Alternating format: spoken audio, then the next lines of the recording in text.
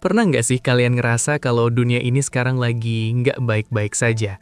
Bukan cuma soal cuaca yang makin panas atau harga beras sampai emas yang naik, tapi ada sesuatu yang lebih besar. Seolah-olah ada sebuah skenario besar yang lagi berjalan di balik layar, dan kita cuma penonton yang dipaksa ikut arus. Pernah dengar istilah The Great Reset?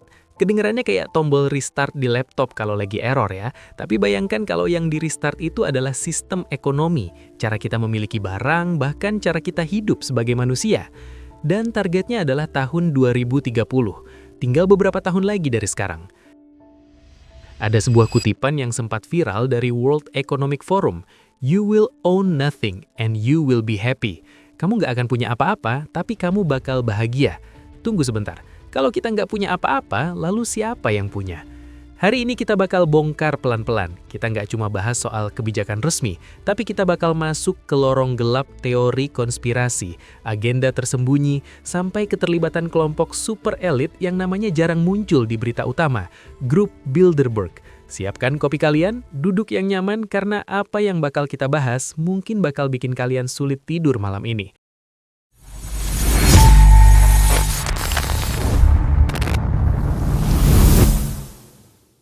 Pandemic has provided an opportunity. Here we are now with an economy in crisis, but with an incredible opportunity. It's certainly a major crisis, but it also offers us a unique opportunity. Unprecedented opportunity to rethink and reset. The great opportunity for reset. Opportunity for us to reset. For a reset. Oke, kita mulai dari fakta di permukaan dulu. The Great Reset itu proyeknya Klaus Schwab, pendiri World Economic Forum. Dia bilang pandemi COVID-19 kemarin itu adalah jendela kesempatan yang langka untuk mengatur ulang dunia.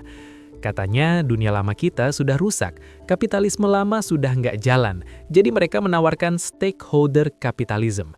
Kedengarannya mulia kan? Perusahaan nggak cuma cari untung, tapi peduli lingkungan. Tapi kalau kita baca di antara baris-baris kalimatnya, ada yang aneh. Mereka bicara soal digital identity. Jadi nanti identitas kamu, catatan medis kamu, status keuangan kamu, semuanya jadi satu dalam sistem digital global. Alasannya biar praktis. Tapi bayangkan kalau akses kamu ke uang atau fasilitas umum bisa dimatikan cuma dengan satu klik kalau kamu nggak patuh pada aturan mereka. Lalu ada CBDC atau Central Bank Digital Currency. Uang fisik bakal hilang, semua transaksi digital. Artinya setiap permen yang kamu beli, setiap liter bensin yang kamu isi, mereka tahu. Nggak ada lagi privasi finansial. Inilah pondasi dari You Will Own Nothing. Semuanya berbasis langganan, rumah sewa, mobil sewa, bahkan mungkin baju pun sewa. Kita nggak lagi jadi pemilik, kita cuma jadi pengguna yang terus-menerus membayar kepada sistem.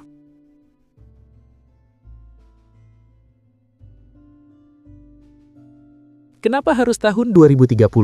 Disinilah The Great Reset bertemu dengan Agenda 2030 milik PBB. Mereka punya 17 target pembangunan berkelanjutan.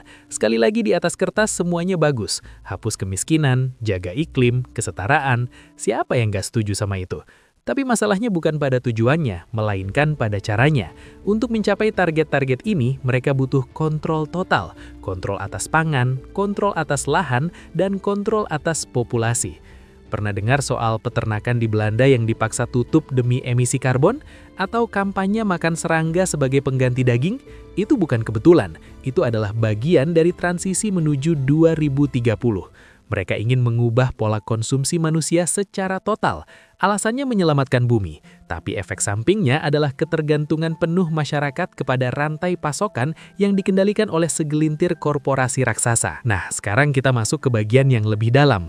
Kalau WEF dan PBB itu adalah wajah publiknya, siapa yang sebenarnya merancang semua ini? Kita harus bicara soal Grup Bilderberg. Buat yang belum tahu, Bilderberg itu adalah pertemuan tahunan tertutup yang dihadiri sekitar 120-150 orang paling berpengaruh di dunia. Ada raja, perdana menteri, bos bank sentral, CEO teknologi seperti Google dan Microsoft, sampai kepala intelijen seperti CIA atau MI6. Pertemuan ini dilakukan secara rahasia. Nggak ada media yang boleh masuk, nggak ada konferensi pers, nggak ada notulen yang disebarkan.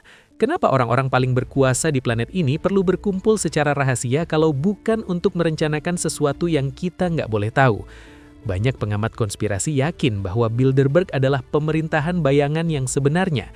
Di sana mereka menentukan siapa yang bakal jadi presiden berikutnya, perang mana yang bakal terjadi, dan krisis ekonomi mana yang bakal dibuat. The Great Reset dan Agenda 2030 diyakini lahir dari diskusi-diskusi di ruang gelap Bilderberg ini. Tujuannya satu, New World Order atau tatanan dunia baru. Sebuah dunia dengan satu pemerintahan global, satu mata uang digital, dan satu sistem kontrol sosial.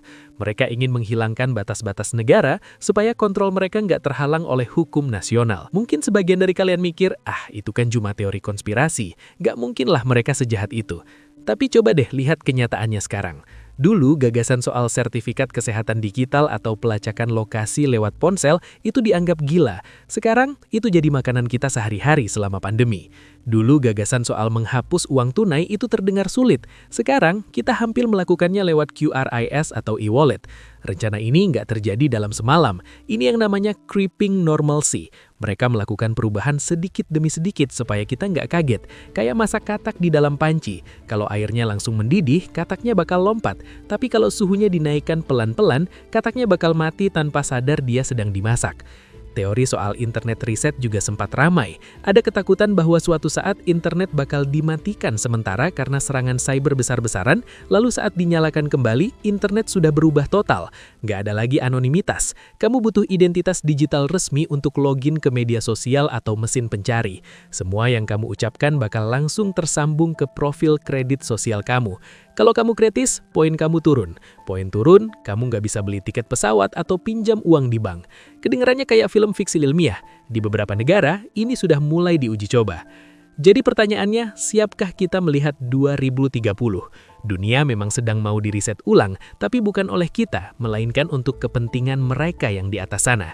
Tujuannya bukan untuk membuat kita lebih bahagia, tapi untuk membuat kita lebih mudah dikendalikan. Saat kita tidak lagi memiliki aset pribadi, saat semua gerakan kita terlacak secara digital, itulah saatnya kebebasan manusia benar-benar berakhir. Tapi ada satu hal yang mereka takutkan, orang-orang yang sadar. Senjata terbesar mereka adalah ketidaktahuan kita. Selama kita masih sibuk bertengkar soal hal-hal sepele dan gak melihat gambaran besarnya, mereka bakal terus melaju. Tapi begitu masyarakat mulai bertanya, mulai menolak kontrol yang berlebihan, dan mulai kembali kepada kemandirian, rencana mereka bakal terhambat. Jangan telan mentah-mentah apa yang dikatakan berita utama. Cari tahu sendiri, pahami apa itu kedaulatan pangan, pahami apa itu privasi data, dan yang terpenting, jangan biarkan rasa takut mengontrol hidup kalian. Dunia mungkin akan berubah di tahun 2030, tapi bagaimananya itu masih tergantung pada sejauh mana kita mau mempertahankan kebebasan kita. Terima kasih sudah menyimak sampai akhir, tetap waspada, tetap kritis, sampai jumpa di ulasan berikutnya.